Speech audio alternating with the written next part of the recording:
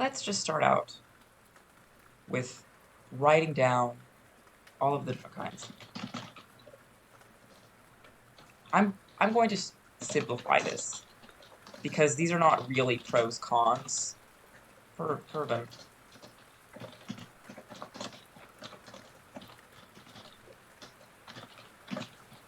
Oh wow.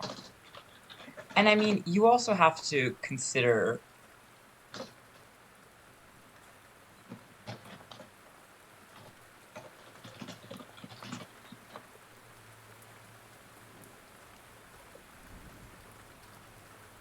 well, now I'm going to phrase that differently. I'm not going to get too into it because we could be here all night, but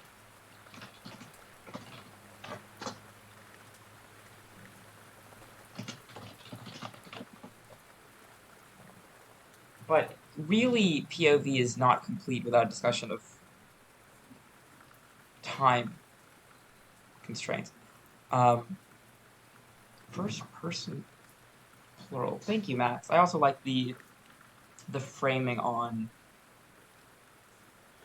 the sentence, the very John Oliver, and this is true. Third person present tense, I think, is well. Okay, let's not get ahead of ourselves. If I write associations and I short it to ASS, is anyone going to be insufferable about it?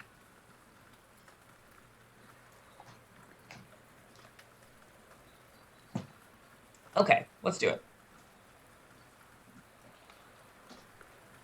I'm going to lay out some ideas. If you disagree with me, please say so immediately so that I don't make a bad document.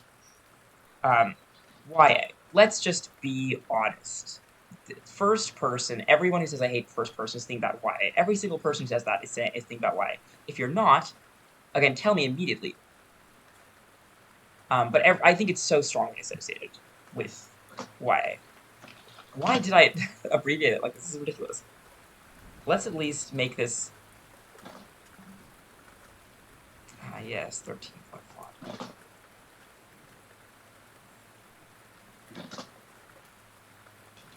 Second person... I'm just going to say experimental fiction because these are also not... these aren't meant to be the, the three genders, the three categories of fiction. I'm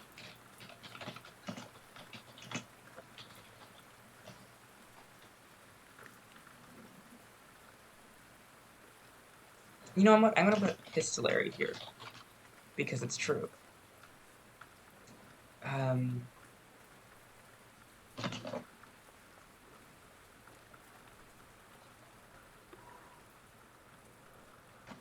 just going to do this. There's no real term for this that I know of, but with second person, a lot of the time, there's the intention is very much, don't you love this character? Don't you want to watch them narrate the story about another character?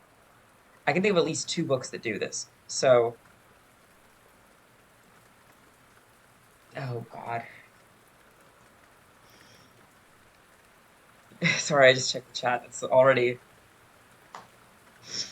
Letters. Oh, I didn't even think about that. Okay. Forgotten Outcast song. Okay, great. You're second person. Oh, fantastic. I actually, Max, I can't tell you. It's one of the books that we want to read together, and I'm not going to tell you, and you're going to definitely remember and go, oh, this is what you were talking about, isn't it? But there's a very popular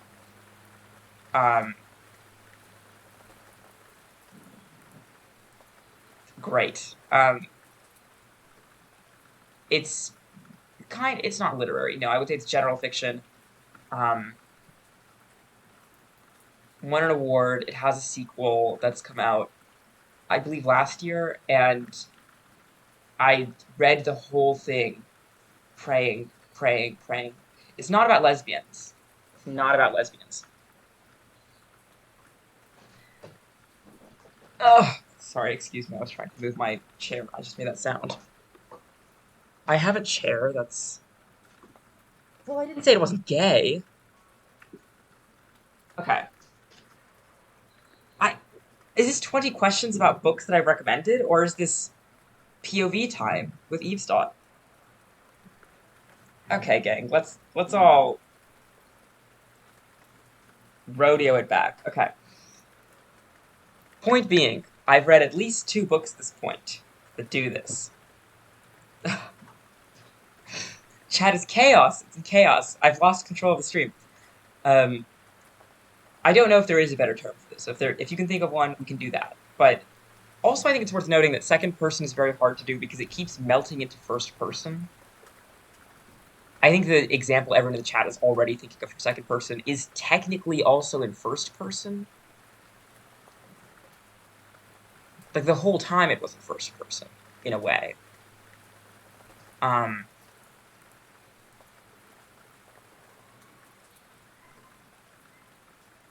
what is going on in the chat? I could read a third? What in the world is FPDA? Female PDA. That's not what it is, but imagine. Um, so, first person direct address. I've never heard that before. Let's write that down. Oh, that's true. Valentine Van Pelt. I'm excited. It's so strange. It is experimental, isn't it? Okay. I'll put FPDA as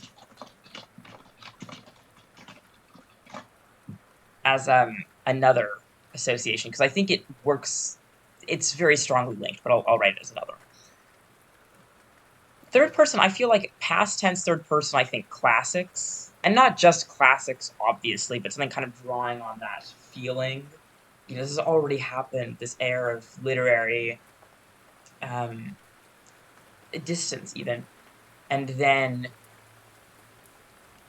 present tense, I associate with a lot of modern general fiction, literary fiction. If you think of Detransition Baby, Detransition Baby, The Vanishing Half, um, Blob cover books. That's not derogatory, that's just me trying to say, if you don't know what I'm talking about, imagine this in your mind and you'll know immediately.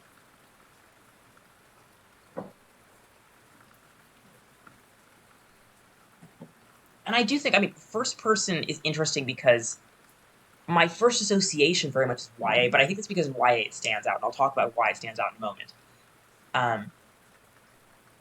Whereas, honestly, we can do this whenever, Max. We're jumping around. Say whatever you feel. But I will say a lot of modern fiction for adults is still in first person. It's just done in a way that I think people don't talk about as much because it's just kind of assumed to work and be the norm and so on.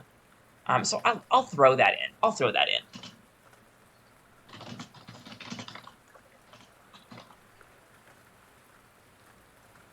What I'm thinking of when I say adult fiction there, by the way, is The Three of Us.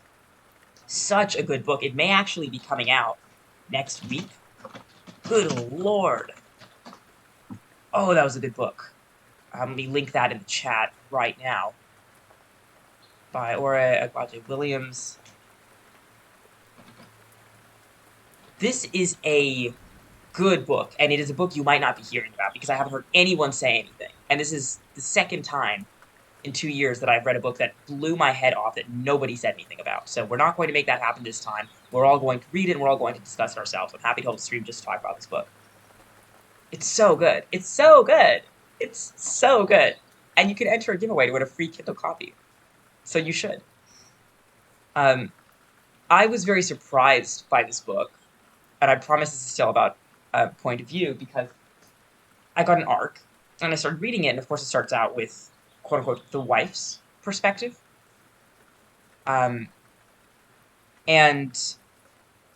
it changes perspective a third of the way through to the husband's perspective,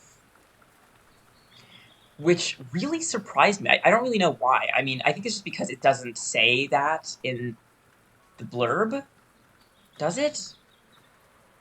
Oh, it hints at it, but I was very surprised. Did I?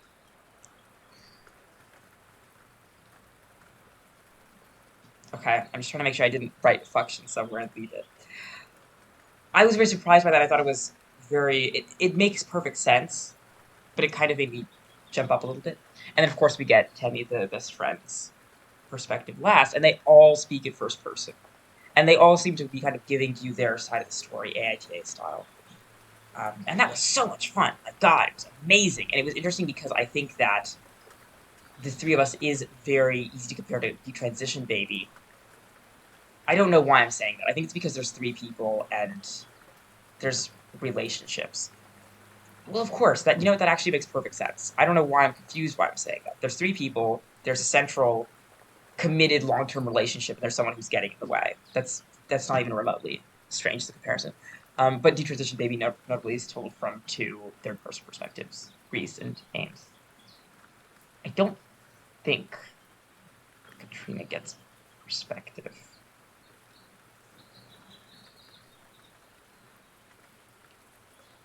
Okay. If Max wants to discuss third-person present, he's welcome to, but I think he's killing the CEO of Apple right now. Okay, so let's talk a little bit about pros and cons, just because at this point, what else are we doing here? First person pros and cons. So my first thought is, if you have a main character with a strong voice, first person is really fun to read. And there are a lot of cases where I think if your main character has a strong enough voice, you must do first person, just because you're not going to get across the same tone. You're just going to miss out if you don't do first person. My obvious example of this is Forest Castles, because, I'll just write that down. I don't care.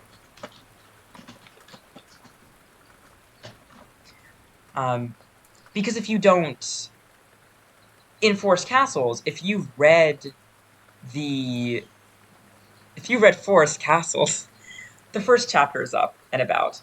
If you read the first chapter, you can see that Eliza has a very distinct narrative voice. If I hadn't told it from perspective, you would just lose so much. I considered telling it in third person to make it, all Alice in Wonderland style. But first of all, I think that would miss out on the self-awareness that Eliza has about her genre, which is well displayed metatextually through first person, but also that you just wouldn't have, when you were reading it, I don't think it would be as entertaining and fun and quick-witted, because that's all Eliza's voice. I am, for the record, clapping for Max, who downloaded an app for me. The con of this, though, is, I'm trying to think how to phrase this.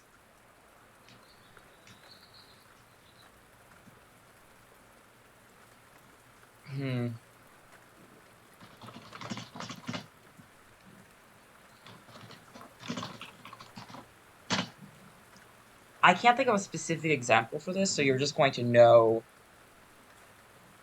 what I'm talking about. We're just going to talk, and you're going to feel whatever really bad YA you read in what I'm saying.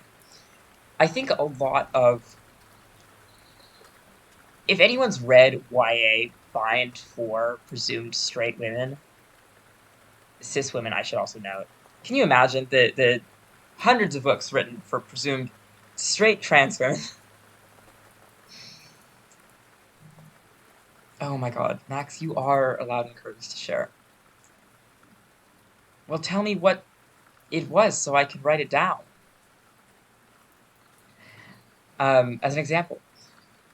But yes, if you don't have a character who already is very well built up, and I think that Hunger Games is actually a great example, because Katniss has a character.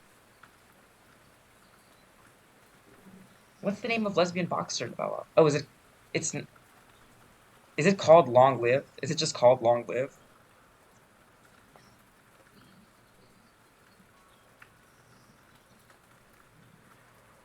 Okay. Long Live? What if Long Line was Long Live? Okay, let's write that down.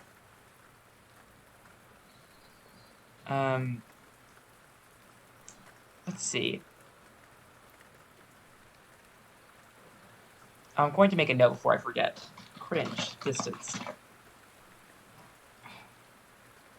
Long lives in first person?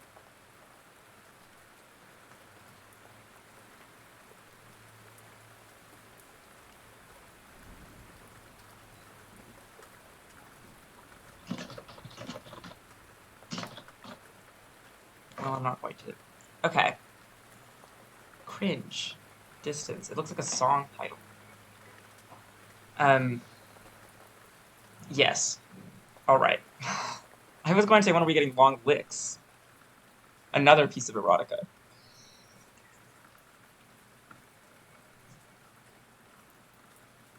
Returning to the excuse not to build character, if you don't have a strong character going in, I think it's easy to say, well, I don't need to build up their character because they're going to be the narrator. Narrator is not a personality. Narrator is just a thing that happens to you. So I find that very unsatisfying, and it immediately leads to a character that doesn't have any actual anything to them. Especially when they, again, as Max was saying, it's boring without a strong voice. If there's no strong voice, then you just end up with a character that's talking at you, and it doesn't really matter. And there's no reason to listen to them. You have to give us a reason that this is the best POV to use. This is what I always say, that any decision is justifiable. I want to be able to feel that justification. I don't necessarily need someone to sit me down and tell me why. I want to be able to feel it when I read it and think this is the best way for the story to be told. That's true. Valentine Vanderbilt said that is exactly what Theo's saying about the blank slate. Narrator is a suit you can slip on. Ooh. I wonder if... Okay. I'm going to throw in a miscellaneous category because I just remembered Lemony Snicket.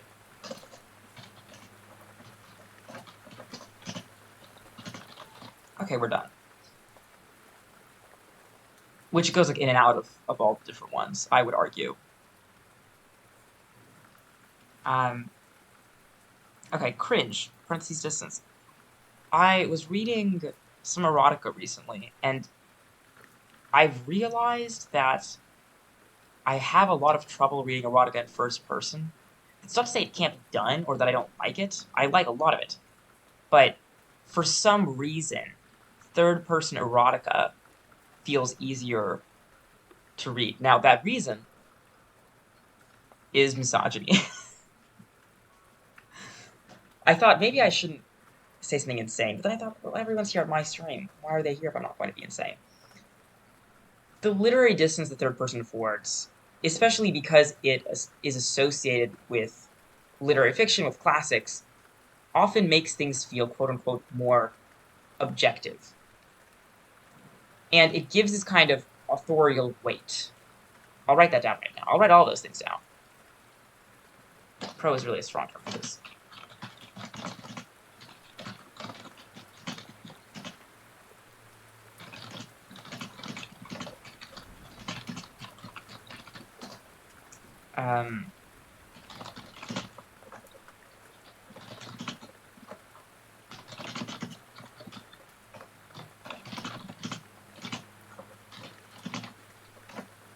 There's a kind of weight to someone else telling you about something. You know?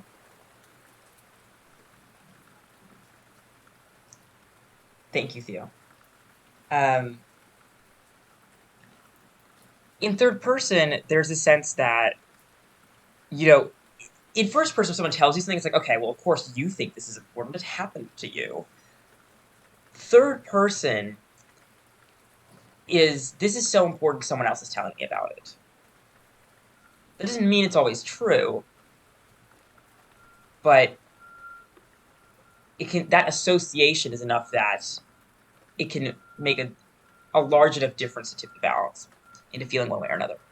I like both what Max is saying and what TJ is saying, so let's put both of them in. Third person erotica is more solidly about other people and not me.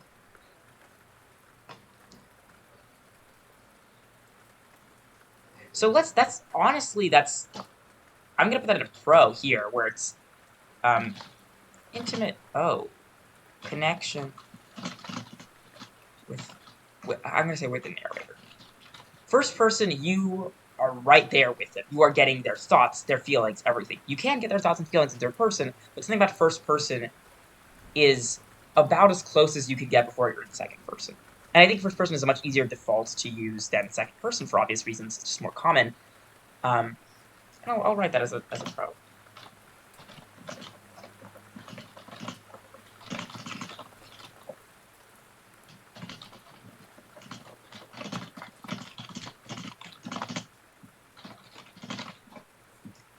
excuse me.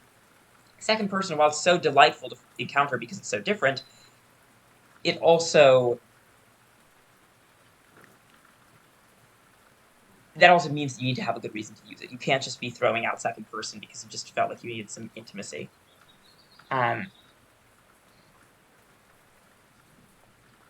Ooh, there's a lot of good stuff being said in the chat. Okay. TJ saying that first person is voyeuristic.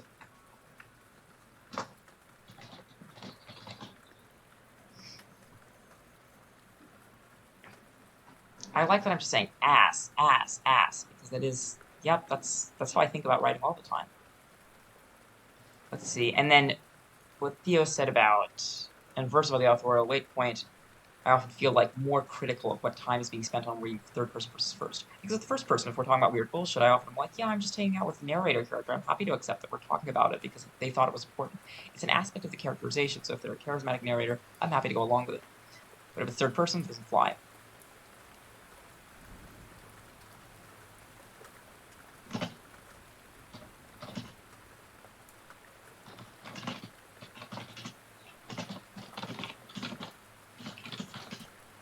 Well.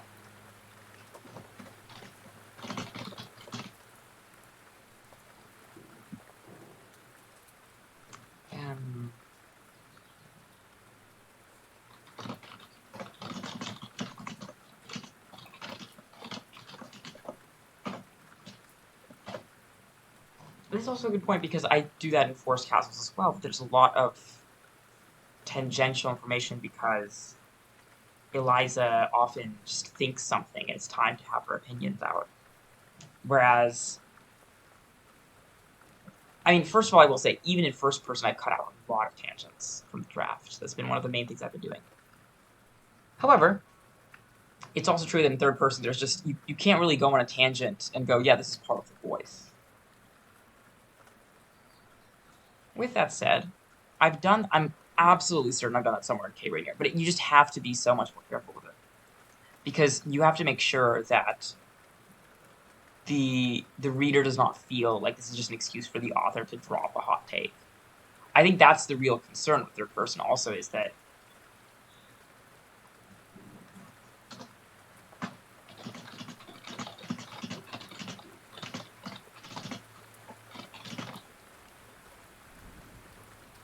when you're writing in first person, you can maybe get away with a hot take. Now, I have said 100 times, I have a nose for this. It drives me insane.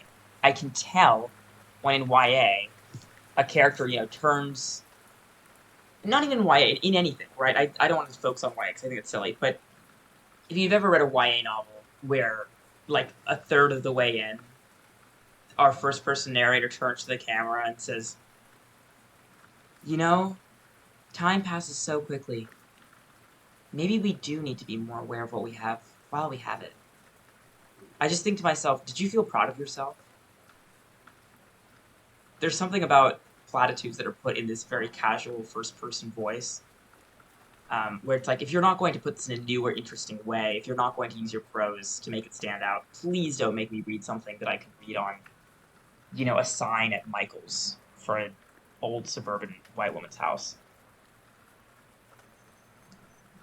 But this also 100% happens in third person because the author tries to sneak it by. No one will notice.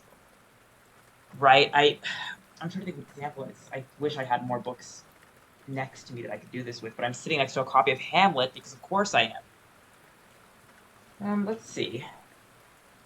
I wonder if I can find something in White Cat, Black Dog.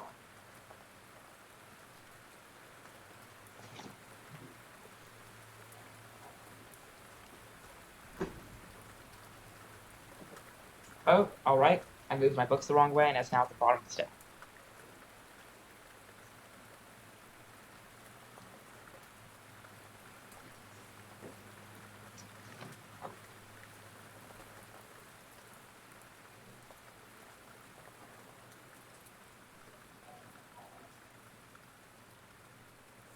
It's hard to find one of these on command. That's the problem.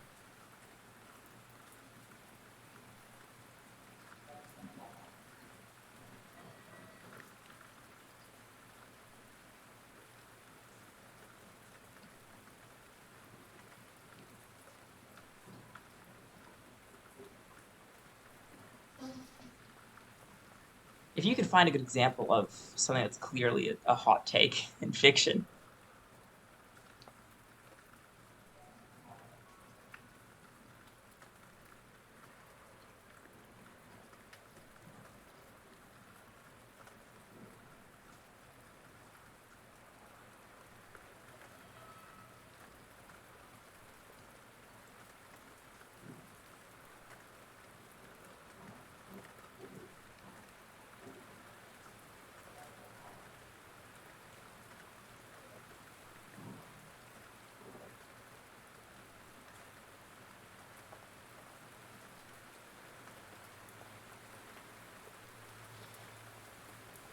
And now I'm just reading Skinner's Veil in White Cat Black Dog because this book is so good and the stories are so deep and wonderful.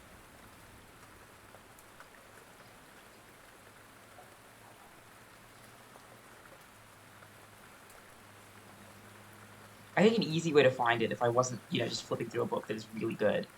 Also, kind of a failure that I'm looking through a book that's really good for hot takes because, of course, it would be buried very well because it's good writing. You know what? I think I could find one in my writing that kind of annoys me. It's in first person. No. Okay. Well, I guess we'll never know, will we? Do you all trust me? Do you all trust me this is real?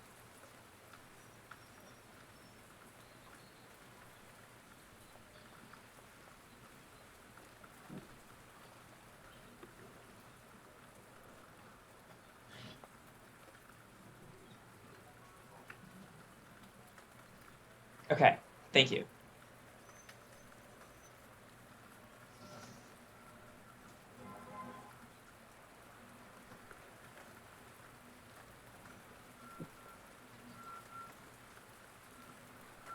Dude, sounding dude. Oh, without sounding. Okay. All right.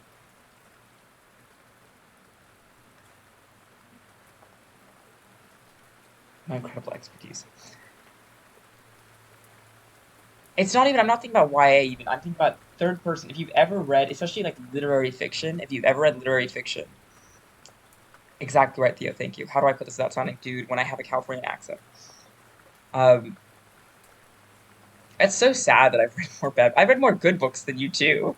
Well, that's probably not true. But I've read more books than some people who might even be Max. That's how you catch them. Is they always start with maybe. You know, it'll be like Jenna went to the window and opened the curtain. Maybe it really was better to appreciate what she had in the moment rather than you know what I mean when they do that and you're like, oh my god.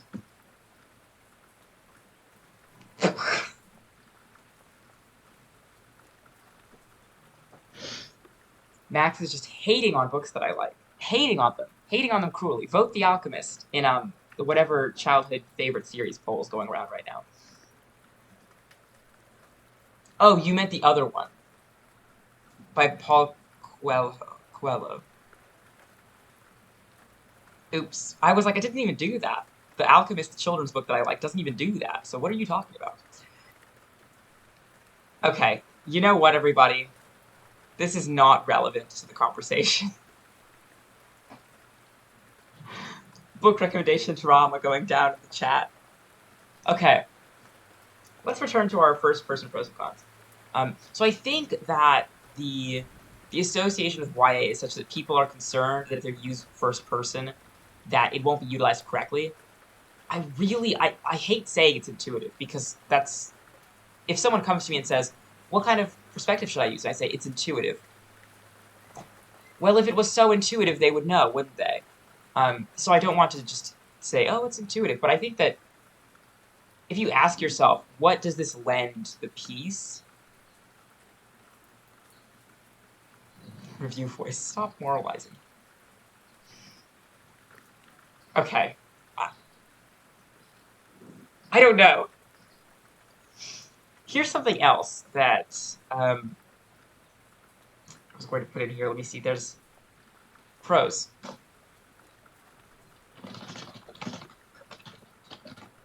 You know what? I'll also write that into the U. I think that's great. Because no one wants to confront this. Least of all Ursula K. Le Guin, author of The Left Hand Darkness, who famously wrote numerous versions of the first chapter just to test different pronouns. But there is no actual gender-neutral pronoun. Even using they, them, if I were to use they, them in third person, you would immediately assume that the main character is not a cisgender woman. That doesn't mean it couldn't happen, it just means no one would ever think that unless I said something else, and then of course I'd be confirming that the character is, and we've lost any ambiguity. So if you really want people to not know what gender a character is, use first person. A good example for this one, I think, is Underglass, if anyone was present for that.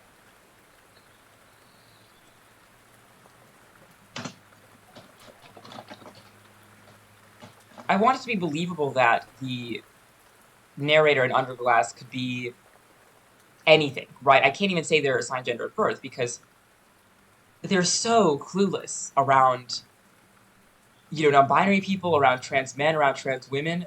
They just, what are they that they don't understand how any of this works? They're definitely not cisgender. So I'm shrugging demonstratively right now. So I used first person because, among other things, it's also epistolary. But the primary thing I think it lends to the text is you.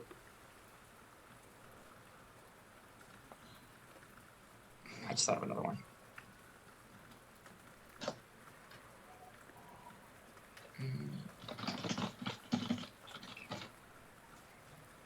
There we go. You don't know their gender because you're just reading about the story through their eyes. This is also a con. I'll write that as well.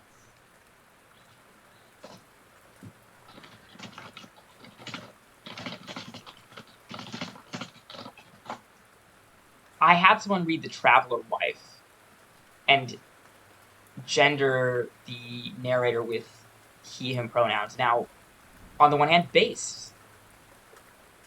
On the other hand, you do know that's a lesbian, right? And on the third hand that I'm pulling out of my pocket, therefore, based.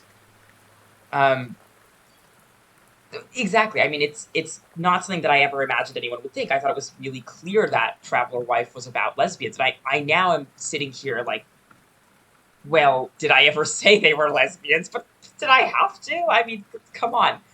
There is a segment where they're like giggling about the cis heteropatriarchal institution of marriage, and maybe that's interpreted as, I hate when. Okay, well, I don't know, frankly. I really don't know. But I do understand how it could be about cis straight people, but I think that's a very awkward, uncomfortable line if they're straight. If it's a man saying, it was so funny how I was teasing my wife about how we're entering the cis hetero patriarchal institution of marriage, that just seems uncomfortable to me. And so the thought of someone reading it that way squicks me out because I don't want it to be interpreted such that I, as the author, think that's funny. However, I obviously don't have a problem with anyone interpreting anything how they want. I just don't want them to then feel, oh, yes, eavesdropping, misogynist. Oh, I never came back to why I thought that third person was given more authority for misogynist reasons. I think it was clear once I said classics that third person is kind of the. I'm going to start saying masculosexual. Watch out. Third person is given its weight through precedent, largely through classics written by men. YA, I think, especially the fact that YA people just hate the first person narrated by a young woman, and I would ask people to investigate why that is a concern to them, even as I'm sitting here obviously saying there are a million problems with that. Okay, I did write one cishet person, Constantine. If you ever read something from his perspective, you will know. I think Max can verify it's really hard not to tell what's going on when Constantine is talking. So you know what? I'll write that down in the.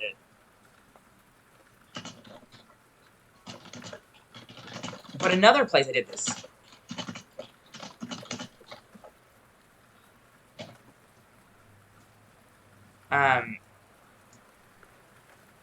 Is Thank you, Max. Another way to do this is in 6 Reasons I Have to Do This, where the protagonist is a guy who is having kind of a I like this guy, but what if he's not gay moment. Um, so it's obviously relevant that the both characters are guys. Um, and I had to very awkwardly shoehorn it in. When I read it now, I just think, okay, we get it. You needed to make sure no one misinterpret this. But it's early on. There's a line where it's like, I just love my best friend. He went with me to this cafe, even though we're both guys. Um, and I just think, wow, I bet the beta reader explicitly told me I couldn't tell initially that it was a male narrator, so you'd better clarify. This is not a diss on Avi, obviously. I could never diss him, but I was reading it thinking, like, I feel like someone pointed something out. That's why I put that line in there. So if anyone's read The Left Hand of Darkness, I mean, I would argue that the way that Ursula writes the book, it is necessary to gender the non-gendered characters because you're working with the first-person perspective of Genli Ai, who's an idiot, who's cisgender and so stupid. And the point is very much that he doesn't understand they're not gendered. So, again, you can use any POV very, very, very well. I'm on first name terms with Ursula K. Le Guin. At this point, why not? Le Guin uses, I don't think she would care. I think she would enjoy being first named. Also, her first name is Ursula. Are we not going to use that? Anyway, it's first person, but of course, you have to refer to the Githinians at some point, and Genli does pretty much always as he, with some notable exceptions. Very, very interestingly written. Highly recommend. Let's see, and I think so. Another thing that I thought of while I was talking about Under Glass, I don't know why I associate it so much, but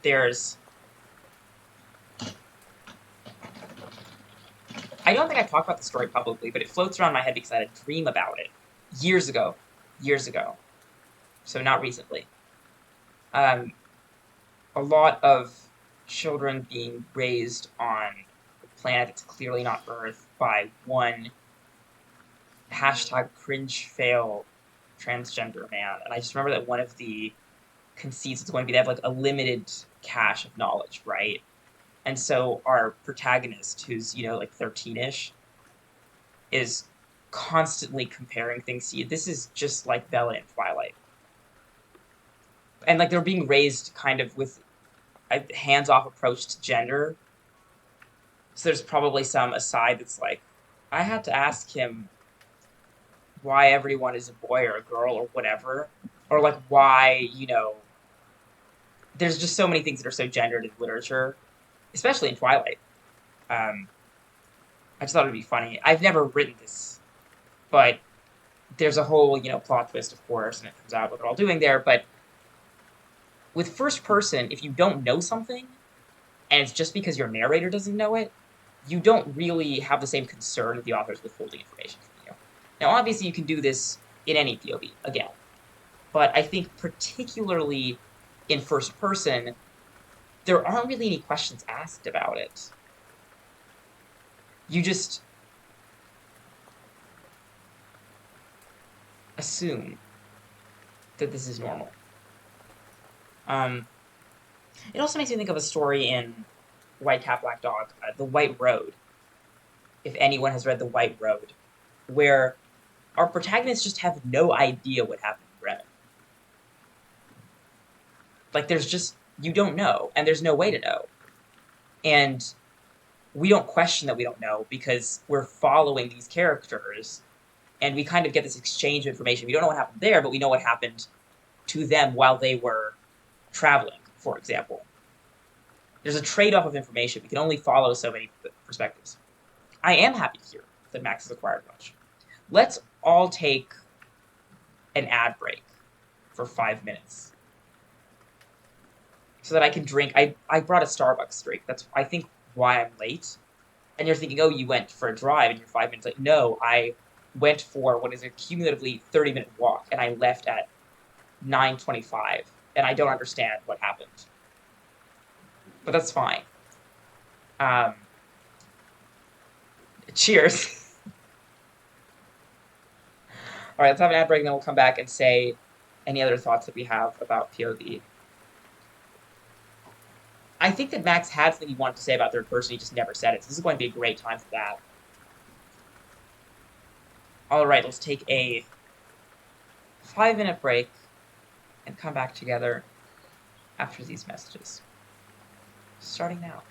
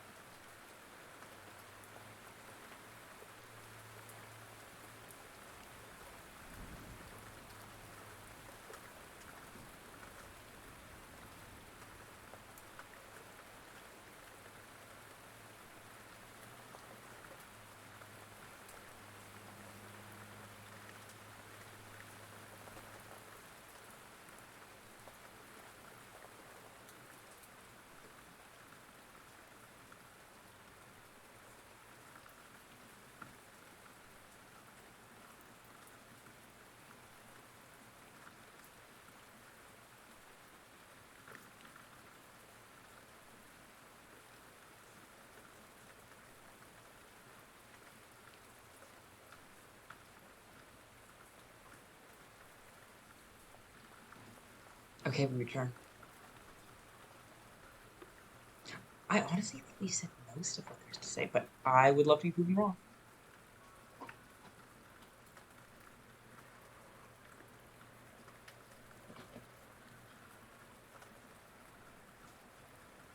Oh, I just realized. I mean, you can really do. You can kind of do this with third person also. Basically, anything that's not first person can then be turned into first person the last third. You just can't do the FPA.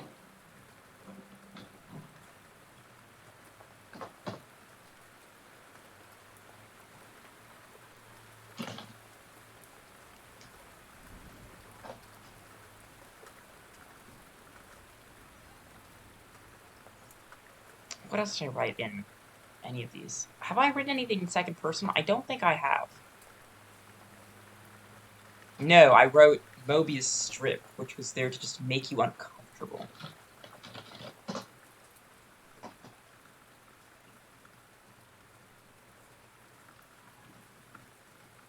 Um,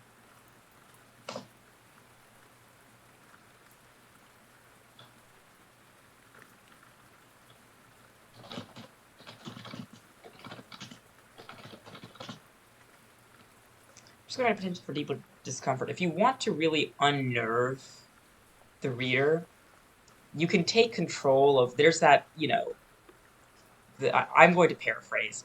There's that tweet going around about how the second person is gaslighting. It's basically the he would not fucking say that meme, but with yourself, and you wouldn't do that. Um, so, you know what I would say? It's rhetorically effective for that reason. Um, well,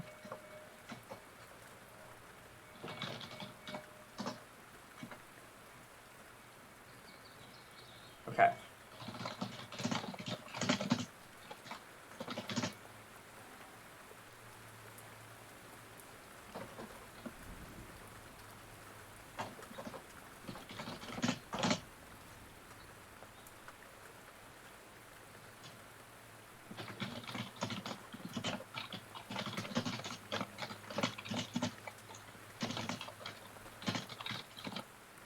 I'm just going to go ahead and do that. I don't even care anymore. Okay.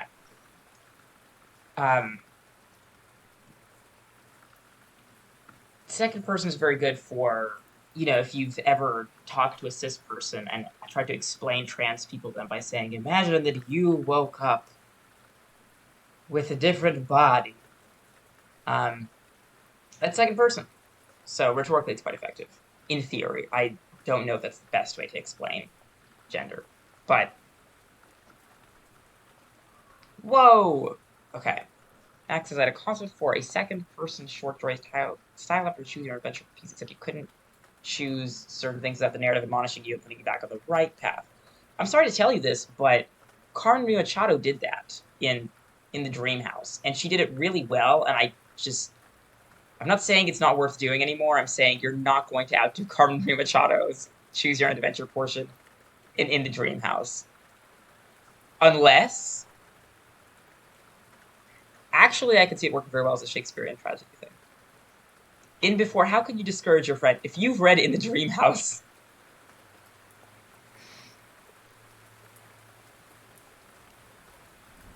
Carmen Maria Machado. If you haven't read In the Dream House, it's incredible. It's a memoir of her experience in an abusive relationship with another woman, and then also trying to understand that relationship in hindsight, both because this happened to be someone who, I'm just going to say, is a known figure.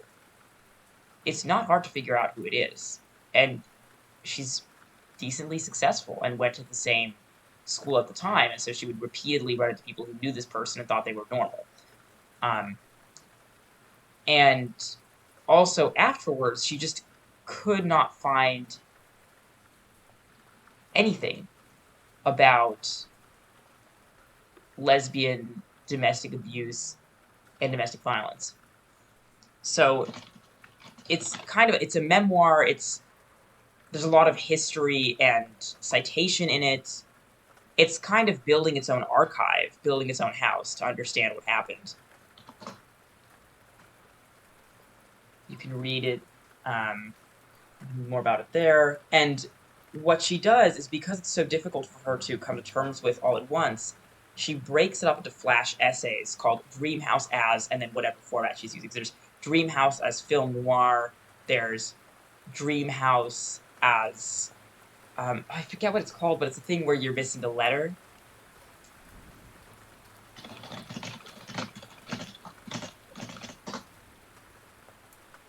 Lipogram.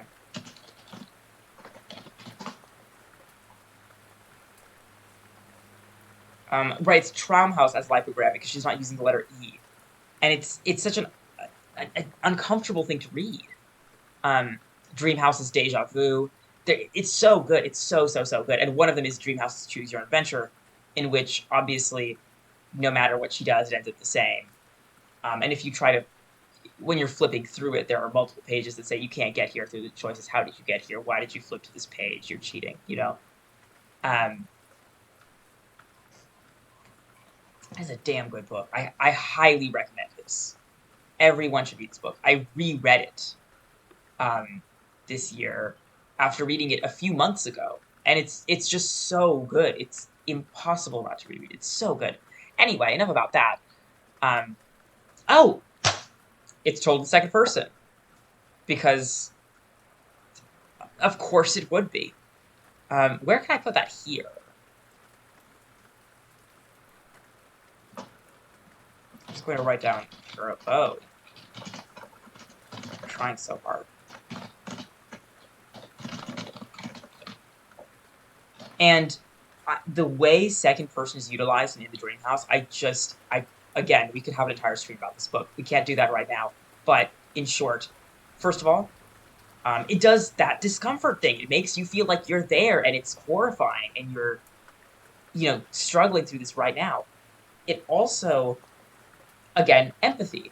You have to empathize with her position in the abusive relationship. She's saying not, let me explain to you why I did or did not do the following. She's saying, you are doing this. You are doing or not doing the following. You have to defend your own actions. And it both reflects her own questioning of herself and allows her to get away from having to justify herself in any way. This didn't happen to her anymore. It happened to you. And also, she splits herself into the I and the you. The I, the person writing, the person after all this, and the you, the person in the relationship, the person struggling to understand the relationship. The way that she brings it all back around to the last line of the book, I had shivers. Oh my god, it's so good. It's so good.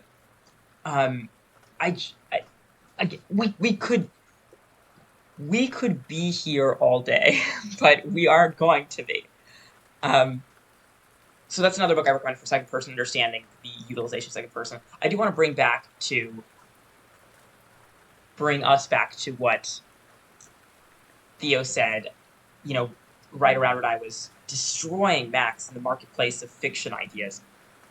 Theo said, I feel like pure second person often does not lend itself well to the kinds of story structures that are most common in books, and that's kind of why it gets so much shit. Like, in order to make appropriate use of second person, you have to deviate more from standard models of story, or else it's actively just going to be badly executed. Oh, Max. I really had yet to hit his punchline. The Catalinian... What? Okay, you should definitely write it, because what on earth are you talking about?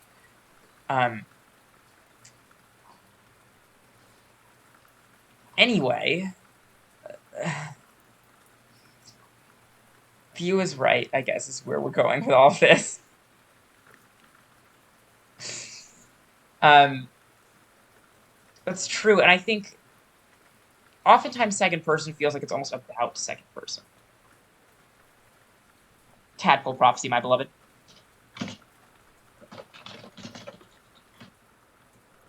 By Avi Burton, for those who don't know, as if anyone could not know.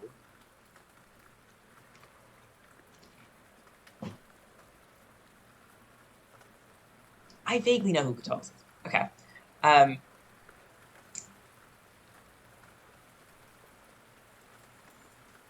I also have to shout out Max saying sort of the opposite in Valentine Van Belt is dead because Valentine Van Belt is dead is a mental illness simulator, so the narrator fucking hates you.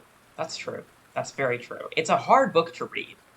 Um, and you're thinking, do you mean that positively? It's a hard book to read, as Max unfortunately has learned, I guess, secondhand. Um, it was making. I had to stop reading Valentine Van Belt is Dead at Disneyland because it was making me too crazy. My brother would say, "We've been in line for what the crap is it called? Hold on, let me rephrase this joke. One moment. Okay, I had to stop reading Valentine Van Pelt is Dead at Disneyland because it was making me too crazy. My brother would say, "We've been waiting 60 minutes for Toy Story Midway Mania. Why did you make us do this? This was a mistake." And I would just go, scream. Um, it was really, I don't know why I thought I could do that after I read Duodecimal, and it made me nearly kill someone who touched me. Um, I was just like, get out of here. Like I'm in the middle of something right now, and it does not involve you existing. Max's writing has to be read in a dark, locked room. That's my pitch. I can't wait to put that on a book cover. Okay. Returning to what we were talking about, I can't believe I still haven't said. Um, I hear this every time, and this is such a you problem that I'm almost annoyed to address it, but I'm going to be really polite and kind to people today. I've heard way too many times, I don't like second person because it makes me think of self-insert fics. And I just don't know what to say about this because I don't read those, and so I don't. Like, when I think of second person, I think of Hair of the Ninth, I think of In the Dreamhouse. And to be clear, this isn't me dissing, second person, your name, self-insert fics. There's obviously nothing wrong with them. In fact, I once commissioned a piece of art which was then used, because it had me in it, as a cover for a self-insert fanfiction someone wrote, meaning there is currently fanfiction of me being shipped with a fictional character out there, only they think I'm a cis woman, and they've the one true self-insert fic. That's not the point. I think everyone's already heard about this who knows me, so let's just move on from that. But for a second, I thought Theo was saying Valentine Van Pelt is Dead is worse than Duodecimal, I think. And I was like, what is wrong with you for saying that?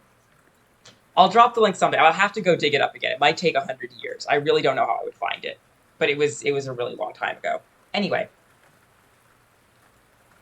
I think what bothers me is, Max, I've definitely told you. I think what bothers me is, first, how about everyone DMs me? Because my big concern is, I don't want to. You probably shouldn't say. Why don't you DM me and I'll tell you? I'm sorry to people who aren't going to find out. It's just because obviously by saying what it is, it makes it really easy to track down. And my concern is that someone would raise some kind of ethical quandary with someone doing the funniest thing that's ever happened to me. And so I don't want to say what it was or who it was. Because even though I think every fandom is large enough that it would be hard to tell. Well, not every fandom. Most fandoms are large enough it would be hard to tell.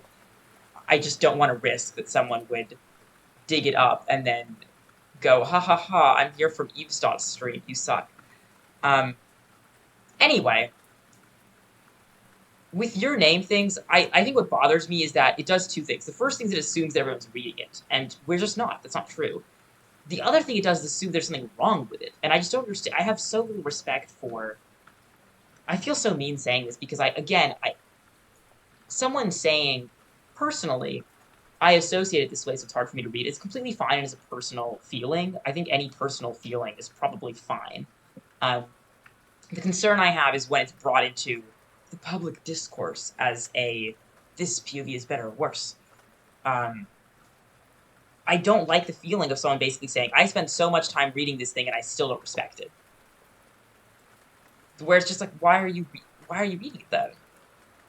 I've talked about reading Sims 2 pornography, and you're not going to catch me being rude or degrading something that I read and enjoyed and that I think is good. It's the literary equivalent of, we've all seen Brennan Lee Mulligan Coffee Shop. Are we about to do a tangent?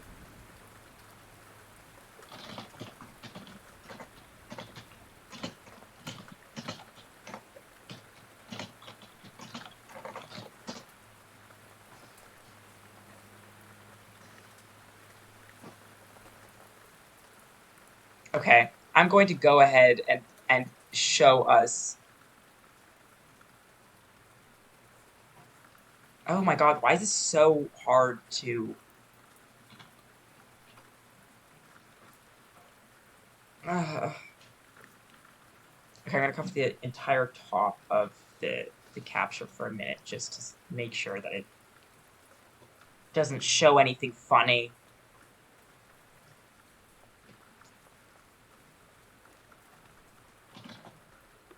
Let's do this and see what happens. It's going to be really small, but I need you all to bear with me and see if this works. Whoa, that's bad. You can see it.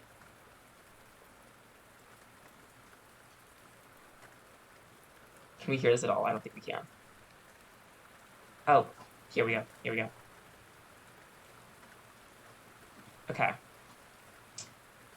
Let's do this. I'll figure it out. Let me fix this also. Oh, I can't fix it now. We're just stuck with this. You can see it enough that it's fine. I'm going to go ahead and say. Okay, there you go.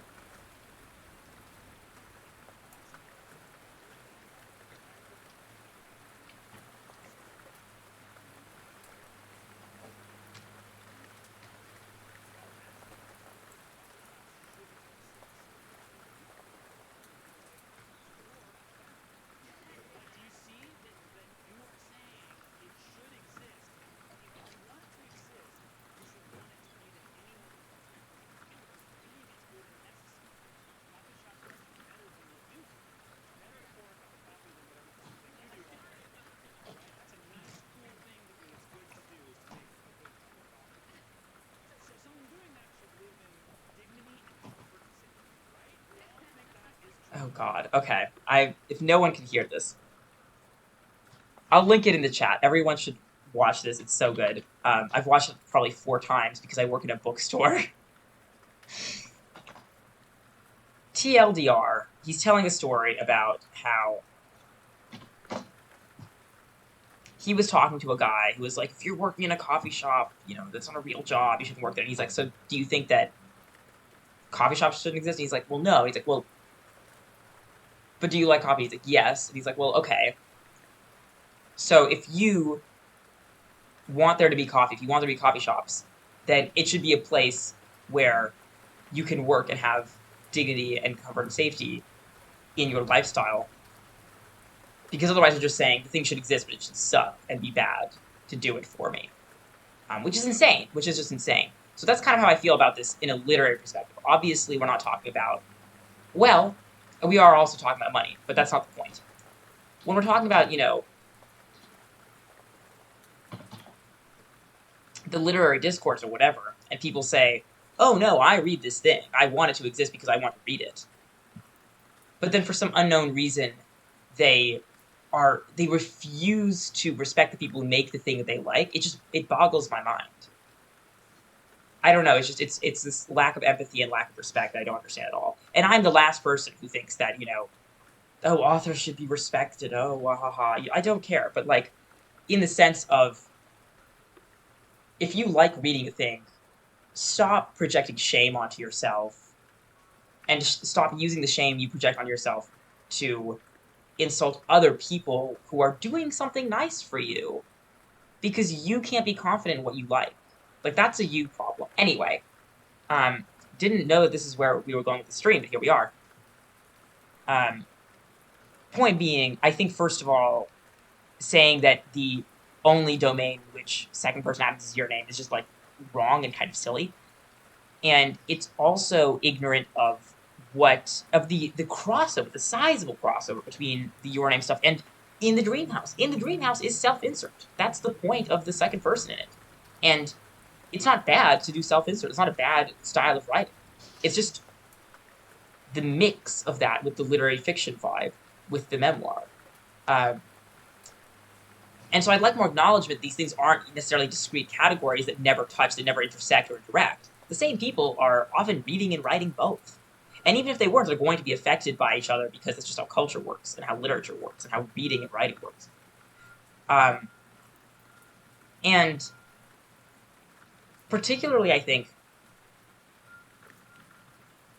if people have a problem with that and they think, oh my god, I wish I didn't just feel this one way when I read it every time, that I completely understand. My only issue is that there's very often this temptation, apparently, to disrespect people who are doing something nice for you, and I can't stand for that. Be nice to people. Anyway, Theo says, pure second person is triangulating the reader into the story in a way that most literature simply does not do. We're used to a book being a self-contained story which is passively received by whoever happens to read it, whereas actually leaning into you as a narrative construction, addressing the reader and not simply another character, is a fundamentally different way to express a story. Theo is so clever.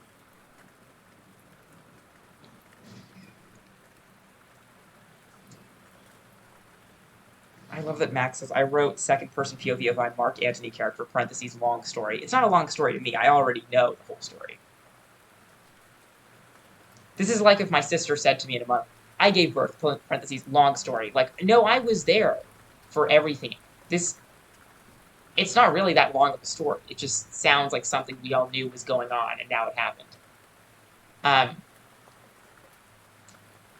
Anyway,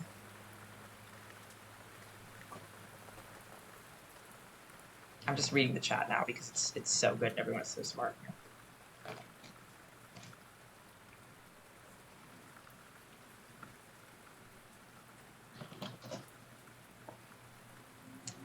With that said, I will say I was recently talking about visiting family, and I was trying to figure out when everything would work, and I was like, am I going to this? Am I going to that? I mean, I don't think that makes any sense. And my sister just says, are you planning on visiting to see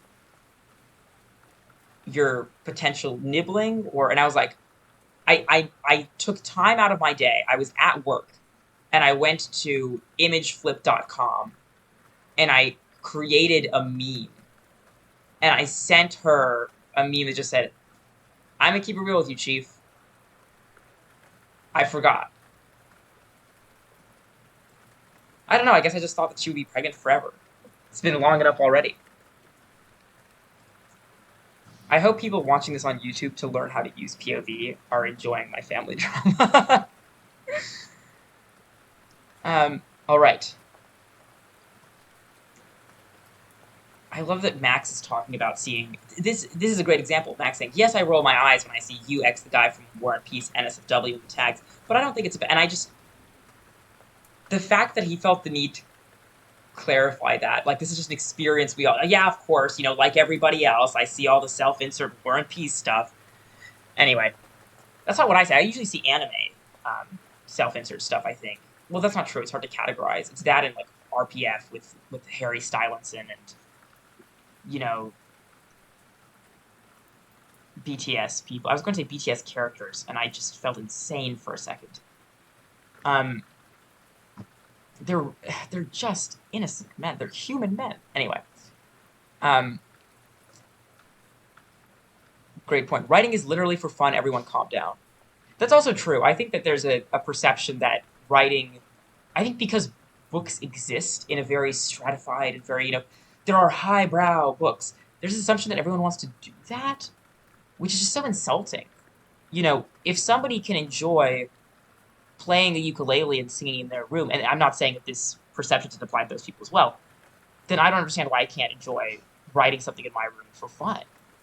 It's just very strange. And I think that the greatest issue that I see in hobbyist communities is this denial of what people want. I think it's also completely fair that somebody could want to write the most beautiful, classic whatever, and their writing could suck. Let's say hypothetically that objectively writing can suck. Let's say it does. That's still fine. Nothing bad is going to happen because someone wanted to write a classic and came out with bad writing. Let's see. Max, you can please say your thing about third person, because we're really not. We're jumping around. Um, Max preempting my mocked genres essay with, anyway, I think there's a lot of needless vitriol directed at anything that teenagers in fandom are stereotypically assumed to do. For example, your name in the self-insert fic, shipping your OCs, your self-insert with canon characters, and it's like, genuinely, from the bottom of my heart, who fucking cares? Exactly. Also, if someone wrote themselves into my book to romance my main character, I'd be flattered. Please write yourself into Forest Castles to romance Red. He needs the ego boost. He wants it so bad. Please, please, please. I have to do every EveSot character response to self-insert fic. You would spend it would be like Constantine, and you would be watching a 4-hour video of explaining to him. You'd have to start with like the invention of the internet. For those who don't know, Constantine lives like it's the 1860s, but it is very much 2009, and he knows about the internet. He just doesn't use it. So you'd have to explain the invention of the internet, and then the way that it affected fan communities. You have to explain Tumblr to him in depth. No E, you say? None? But they kept the U. You have to do all of this, and then you would have to get to the. I think he'd be bemused.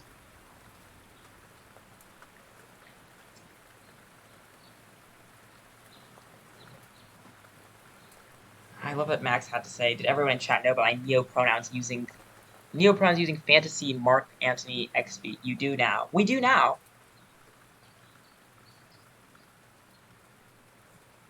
I don't even know who Paul Dano is. I don't know who your name NHL? Lesbian self-insert for one Formula One guy. Okay, I don't know what's going on at all. Theo just wants to tell Constantine about alcohol this time. Max, can you not? Again, I can't wait for people watching this on YouTube, trying to squeeze a drop of information on POV out of it, and it's just Max threatening to kill himself in the chat. I mean, this is, if anyone saw that tweet, I think everyone's seen that tweet about the writer's strike shouldn't be happening because it's going to make people kill themselves with their shows. That tweet, unironically, about Twitch not letting Max log in. Blood on their hands. Okay. I don't think I can say that, but if I can, then I will.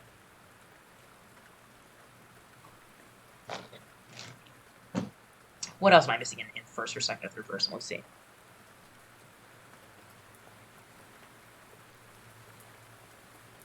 I mean, it really does feel like a lot of literature is convincing the reader. And I enjoy that. I enjoy that a lot. I think that you're trying to convince the reader that this thing not necessarily really happened, but that it could happen, or that it is really happening in a way that is emotionally true, if not literally true. You're trying to convince the reader that the characters would do the things they do. You're trying to convince them that it is interesting and worth their time at all. You're trying to convince them that you're not, an author writing a book a lot of the time. And there are layers of this, and there are ways that first, second, and third help and hurt this goal. You could say that in first person, you then also have to convince them that it's not you narrating, it's this main character is narrating. This actually, the narrator is a person in the story. It's not me. I have nothing to do with any of this. Second person, you're trying to convince them that this actually happened to you, or that it could happen to you, or that if it happened to you, this is what it would look like and feel like. Oh, let's put Mobius strip in here.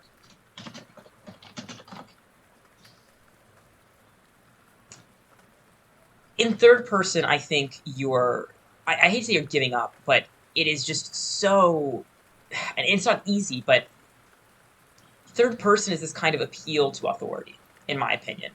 You're saying, this looks just like all of those stories we all agree are so important and good. I mean, doesn't it kind of make you feel like my writing is important and good too? And I'll just say up front, this is what I was doing with Paper Tigress. And one of the reasons that I recommend Paper Tigress to people when I want them to agree that I can write.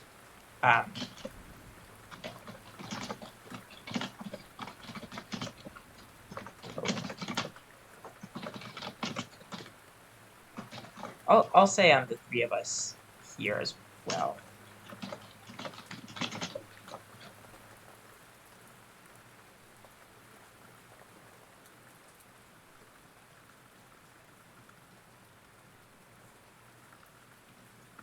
let's see. And I mean, it's also interesting. I'm thinking about the YA aspect of that. I don't think, for example, in Twilight, that first person is actually poorly utilized necessarily. I haven't read the last 5 minutes. I do read Twilight roughly once a year because I just can't talk about vampires if I haven't read Twilight in the last year. Um, are you a Twilight fan? No. Were you ever a Twilight fan? No. Were you ever obsessed with Twilight? No. But I do read it every year now, somehow. Um,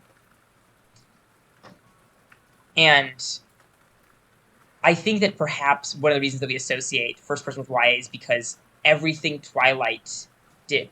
Theo, I'm following along in the DMs. Max is not being let in. He can't hear a word we're saying. Okay, I wasn't thinking about the seance. I was thinking now is the time to say, everyone should read Decimal. It's genuinely one of the best things that I have ever read in my entire life. It was so emotionally wrenching. I did cry.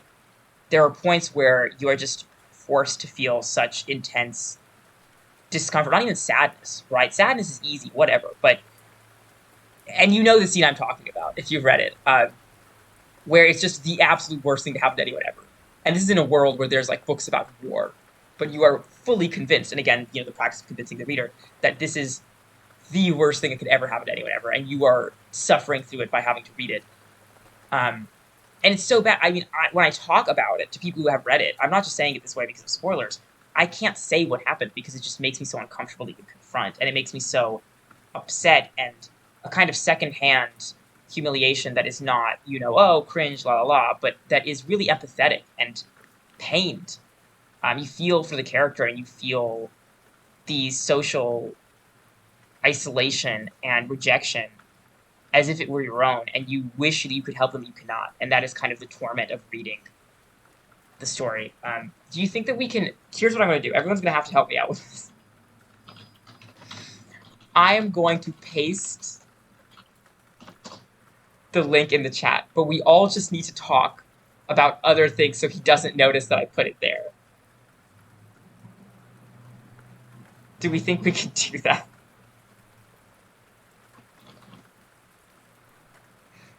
Okay, everyone just talk about something else. As we were saying about POV. Oh no! He hurt me, no! Oh god. Okay, well. Damn it. Shoot. Crap. Oh well.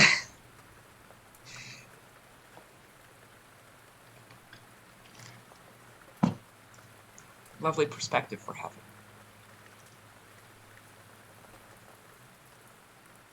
Did someone tell him? Okay, whatever.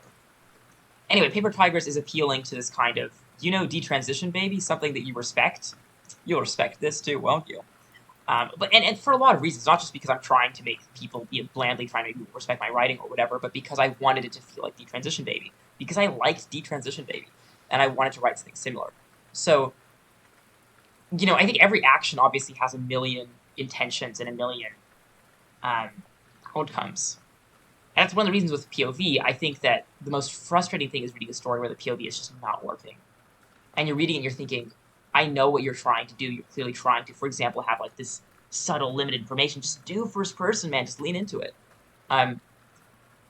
Similarly, kind of come back to the erotica, a lot of the time, I think, when I'm reading something that feels very distanced from the protagonist, I guess, that in a way where, for example, I'm not really feeling their emotions in this erotica, I think, just do third person. Do third person if you're not going to make me feel intimately exactly what they are feeling right now. On the other hand, if you're writing something voyeuristic, I think first person or even second person is so much fun because you can really lean into that, like TJ was saying a lot earlier. It's just, there's so much to do with perspective. I think it's such an interesting topic, and I really enjoy discussing it for that reason, because there's so many perspectives you can have on it, and there's so much to be said.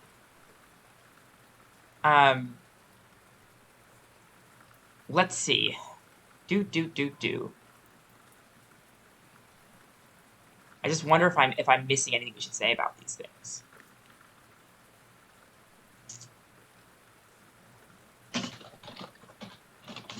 this is just so simplified also. I mean, I want to acknowledge, I should have done this at the top, but it really doesn't mean anything to talk about POV when you're talking about first, second, third, because not only will tense change everything, that's what I was thinking. I said time constraints earlier. I was just like, why did I say that? Tense, not only will tense change everything, but limited and omniscient third are completely different from each other. We've read head hopping. No one knows what head hopping is. If you don't know what head hopping is, please find out right now, because you're probably doing it. It's a lesson that I have learned. And this is, again, when people don't know how perspective works, they end up head hopping because they just don't know. And that's, I think, what's frustrating about reading those kinds of stories, because you're reading something where it's not an intentional choice, it's a lack of knowledge that leads to the outcome. And I found one of these stories in Something's Not Right. Happy to say that I just edited it, and now it's limited third the way it was supposed to be, and it doesn't just randomly switch to another POV for no reason.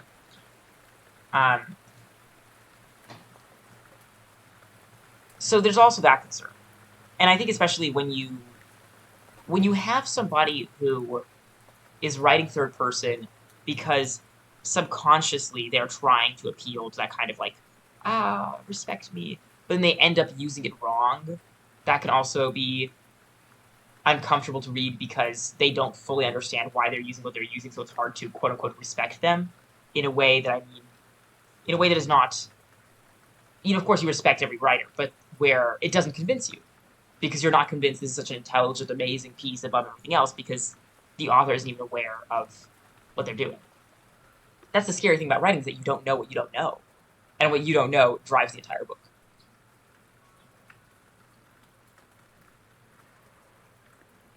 That's true as well. Theo says, third person has so many possible subcategories because the borderline infinite ways you could formulate the narrating presence in third person that it's kind of hard to really say anything about third person as a general category. I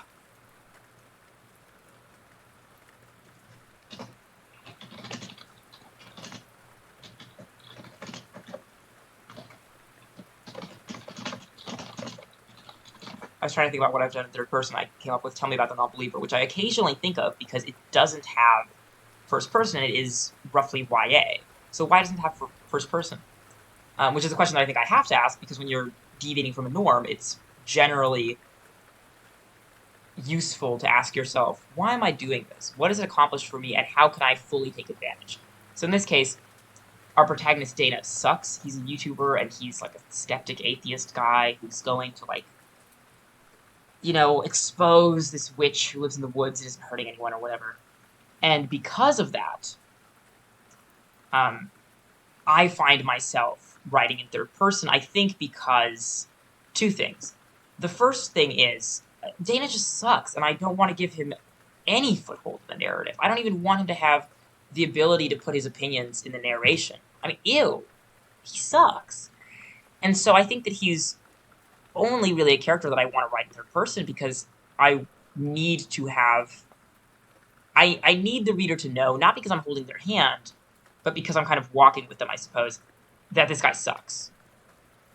I'm not a believer in, putting up a bunch of side posts to say, just so you know, I know this guy sucks, but I think I just dislike him so much, I don't even want the reader to have to deal with this perspective. And I think similarly, it might be less convincing that he changes so much as a person if we were in first person, where we might say, a person who says this or thinks this would never say or think this by the end of the story. And,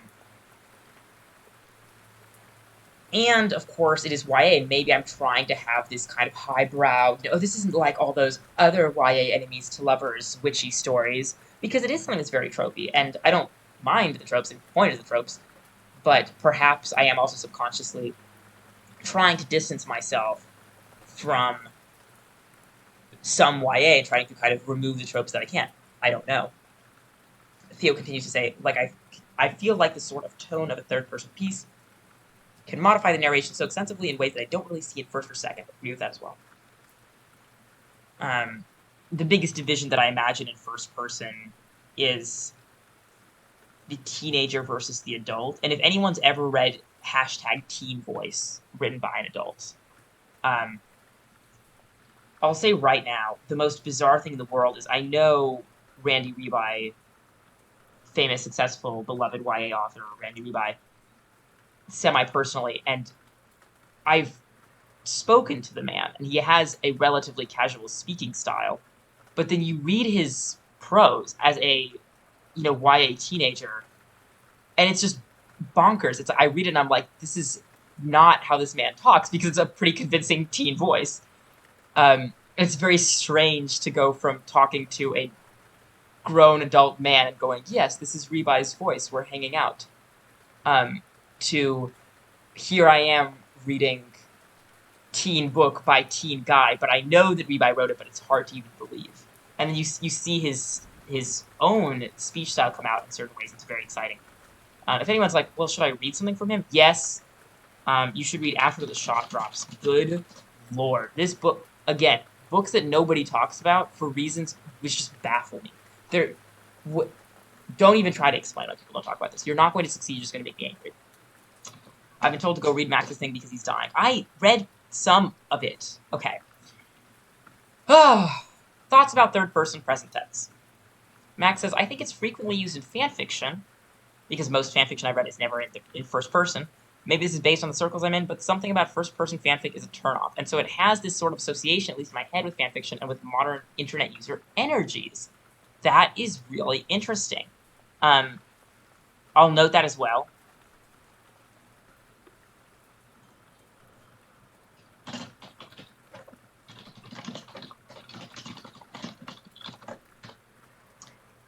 Because I actually was thinking about this, and I wanted to address it and didn't come to a satisfactory conclusion. If anyone knows why we find first-person fanfiction so uncomfortable, please tell me, because I don't really have a, silver bullet explanation. I do feel that some of it is he would not fucking say that. It's easier when you don't have their thoughts. When you only have their acting, so to speak. Especially because so much of fanfiction is about films, TV shows, games, and in a film, you don't know what a character is thinking. I think most... Okay, this is the example I always come back to. Timer, over my head hits back to 0. Days since Yusuf has mentioned Star Wars in a professional literary context, 0. If anyone's read the script for Star Wars The Force Awakens,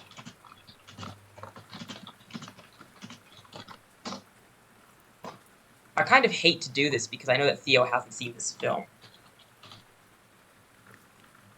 But I'm going to talk about a 30-second scene with Kylo Ren and General Hux. Please look away if you don't want to hear about this. This is so stupid, so I'm just going to say it. Everyone knows how capable are your soldiers, General. I won't have you question my methods. I love this line. Like, bring this back. Why did Kylo Ren suck so much in the other films? They're obviously skilled at committing high treason. Very, hands on hips. And then in the script it says, you son of a bitch. My men are exceptionally trained, programmed for birth. And it's funny because when I read this, I kind of laughed in surprise. It's not something that I think I see in the performance, which I say not negatively about Donald Gleason's performance here, but that it kind of adds an extra element. It gives me some insight into what this character is thinking. But we don't have this on screen. We only have what they do and say. You literally can't say that a character is feeling sad. You have to show it to me. It's so fun. It's so fun. I don't know. It's just like Ren heads off. Hux hates him. Finn. Okay, we can't do this. But point being, if you then try to write these characters in first person, we don't know what they think, and we shouldn't know what they think. Perhaps is how we feel after watching an entire film where we don't know how they think.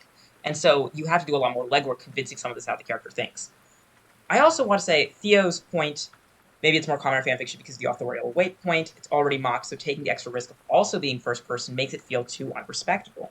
Third person provides some more legitimacy to a medium that is already desperate for what scraps it can get in many cases.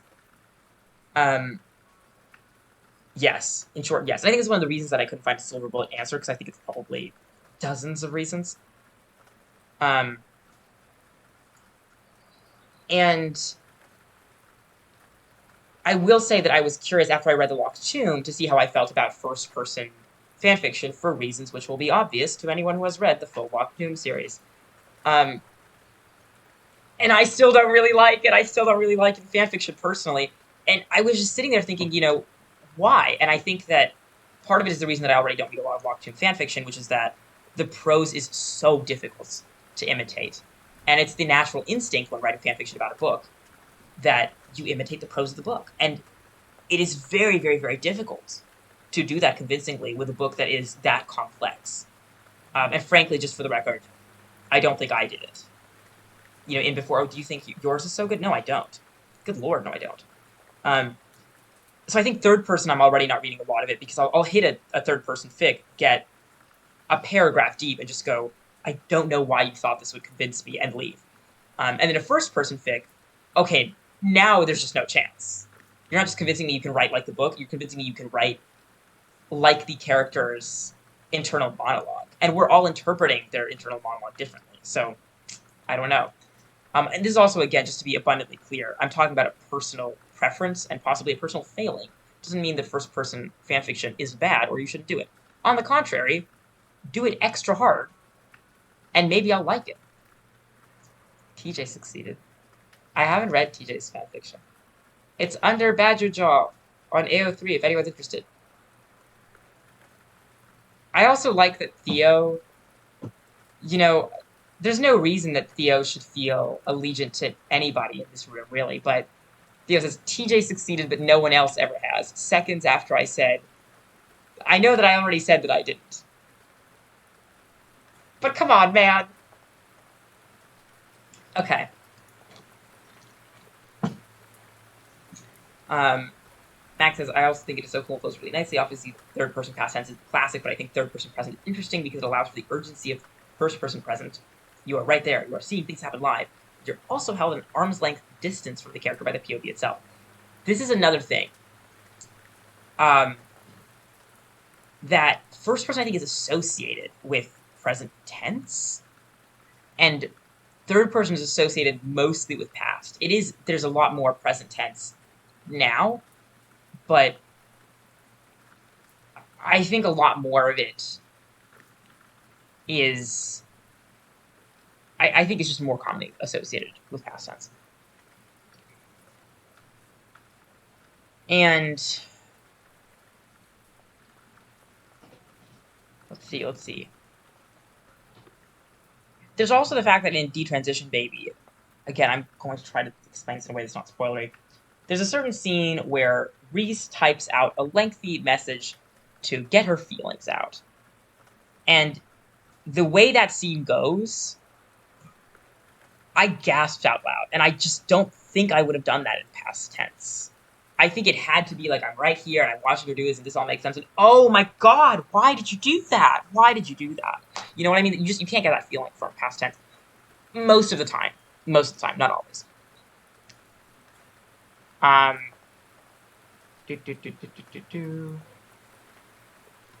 has also personally used it in the past to mimic theater because he thinks it's fun. The book is written in third person present because it's a retelling of a play. There's something exciting about writing a story based off of live theater. Happens in real time in present tense. That's a good point. That's also a really good. Again, this is the using the meta elements. Oh, it makes me very excited. It makes me very excited. And then, okay. And Max also says God's Talk was written in past tense because legends in history. Actually, this is what I'm saying, right? That, like, I wouldn't say that using present tense to retell legends, history, etc. is an incorrect choice, obviously, because anything can be good. However, when I read what Max is saying about his choices, it convinces me. That's kind of the point I'm getting at here. You can use any of these. You just have to know what you're doing and why. Not necessarily consciously, not necessarily in a way you can verbalize, but I think the best POV choice will always be one that lends something unique to that POV to your book in a way that is necessary.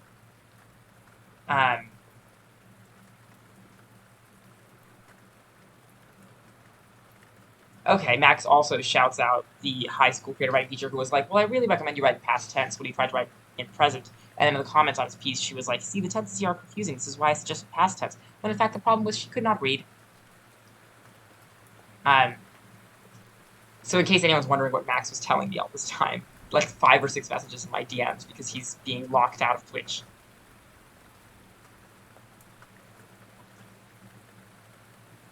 I think those are all good points.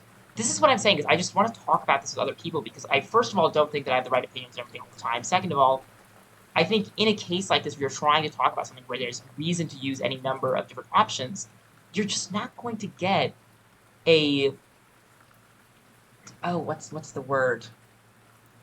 Comprehensive, understanding of the subject from one person. Especially because everyone does have their preferences. I do absolutely prefer reading certain things. I've noticed that there are times when I open YA, and if it's in third person, I keep reading it. If it's in first person, I stop. I read actually a bit of a YA book recently that was in third person. I just thought, why are you doing this? Put it in first person. Because you're just not utilizing the hello, welcome to the stream. Because I felt they weren't utilizing third to the best of its ability. So there are times when I open a book and I see the POV and I just go, this isn't happening, and I close it because I don't think it goes well with the story. Or maybe I'm just not in the mood. And for that reason, I think you really have to talk to people who have different preferences from you, and you have to talk to people who don't want to read second person because they associate it with self-insert, because otherwise I have no idea of that perspective.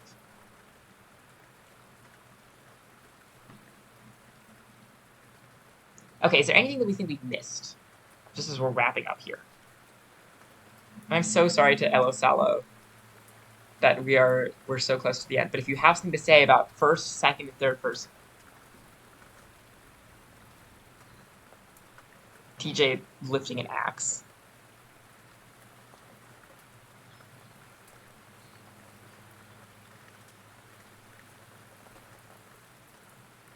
Elo Salo prefers first. Any specific reason?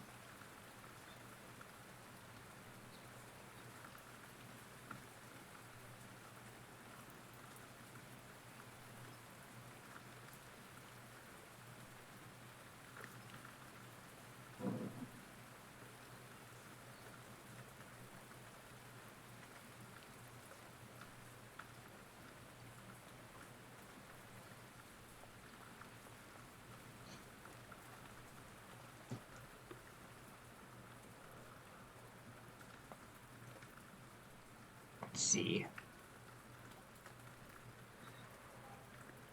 Oh, you know what? That's a really good point. If you're questioning identity, it can be useful to use first person. I think because it makes the identity more explicit in a way. I don't think it's generally unattractive. I think it's generally quite attractive. I write it a lot. I've noticed a lot of my teen writing, both writing that I did as a teen, but also writing about teens, uses first person. A lot of my adult writing does not. But dressage used first, and I'm curious as I'm writing this whole thing, as I'm doing the stream, I've been thinking about dressage the whole time, trying to figure out why I used first person. I think in a way, dressage is kind of a persuasive piece. And so perhaps I was using first person because I think the main character was trying to argue to you a given point.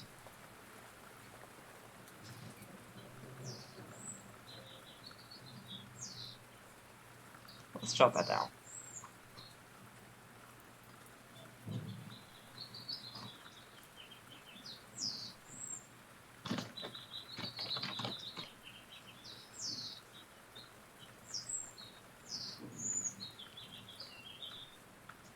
That's also fair. I mean, the main way that I figure out what POV I want to use is I just start writing and see if it's working. With Forced Castles, I think I originally started writing it in past tense, and it was just not working, like comically not working. I got to a page and a half in, and I was so stuck, and I couldn't figure out why. And the second I changed it to present tense, immediately it became easy to write. It was literally just that it felt wrong. The worst thing, of course, was sitting at the 1.5 page mark and thinking, do I want to change the tense? No, it's so much work. I have to, though, and then going back and dutifully changing every sentence to conform. That was pretty awful. So if you find it difficult to write third, I mean, I don't think it's always a, as they put it, a skill issue. I think it's very often just that like the stories that people like telling are different. I mean, I wouldn't be surprised if,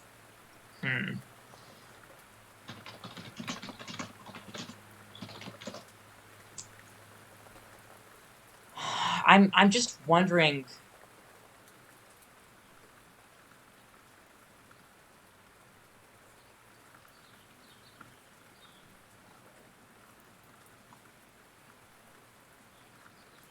I'm sure that Carmen Maria Machado, for example, has written other things in second person, not just in the Dream House.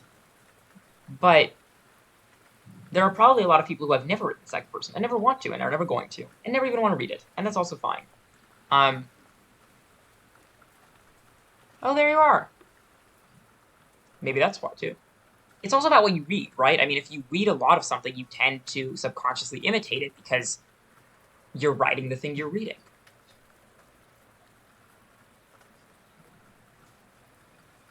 And I'm not a big believer in enforcing people to expand their horizons or whatever. I think if someone just likes third person, they can just like third person. And if first person ends up being something they desperately need to see, they'll find their way to it, you know? So if you like writing in first person, write in first person. I think it's also, in the case of someone who likes writing in first person, it makes more sense to write first person well than it does to switch to third person because, I don't know, there's an idea that they have to, or they have to broaden horizons or whatever. Interesting, you only read third person. There's no way that's true. Pull up the Goodreads. Let's verify that. This is like every year when I think I didn't read anything, and then I open my Goodreads year in review, and it's like, you read 150 books, and I'm like, really? It didn't feel like it. Or when I was trying to think, how am I going to do a list of 10 best books? Are there really that many? And then there were like 14, and then I forgot some. So that was great. Thank you, everyone who came to the March Madness stream and lived through it. Mostly fan fiction. There you are. That's true. Fan fiction is mostly third, isn't it? I also am a big believer in fan fiction pushing boundaries. And so I'm very interested in, the things that I mentioned with second person here, using it to discomfit the reader and so on. I find that people often don't reach for that with fan fiction because who's going to read it? You feel this reluctance to, quote unquote, aim high because fan fiction is just not something that anyone would ever treat as classic or respected literature. And so there's a sense in fandom, I think, of, no one is writing the commedia because you can't. You literally cannot do it. You're, gagged and bound, and not in a hot way. And as a result, you wind up with a situation where there's kind of this self-perpetuating cycle of fan fiction is seen as, not interesting, not relevant. It can't be published traditionally, so there's no reach. And as a result, people don't really aim very high because it feels like there's no reward to that. And then, because people don't aim very high, people say, oh, well, fan fiction, we don't need to give any attention to that. I mean, it sucks. Look at it. None of it aims very high. We should continue keeping everything exactly the way it is. Fan fiction and traditional publishing, disgusting. And then the cycle continues. But again, I really need to finish writing the mock to genres essay. I really think we just need to abolish copyright. I'm so tired. It's just muzzling us. And again, not in a hot way. Okay. That's a good note. Death to copyright. Thank you for coming to the stream. I'll post this and see if it makes any sense to anybody with the YouTube video, and I'll link all of that to the post that says, come to the stream. The stream is so fun. We're going to have so much fun at the stream. Any final thoughts from anybody? I hope everybody had a good time. This was so much fun. I love talking about writing with people. And the conversation was so good. Everything everyone said was so clever.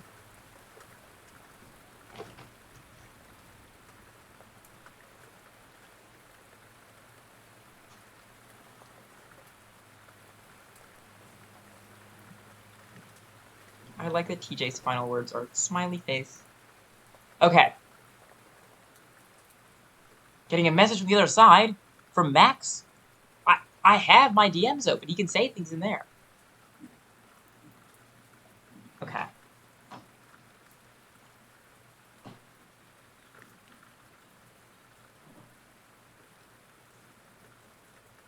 Let's stop here for now. Thank you everyone for coming to the stream. If you like the streams and you want to support me, I have a Patreon. I have a Ko-fi. You can go to either one. You can pay me so much money. You can pay me so little money. Let's...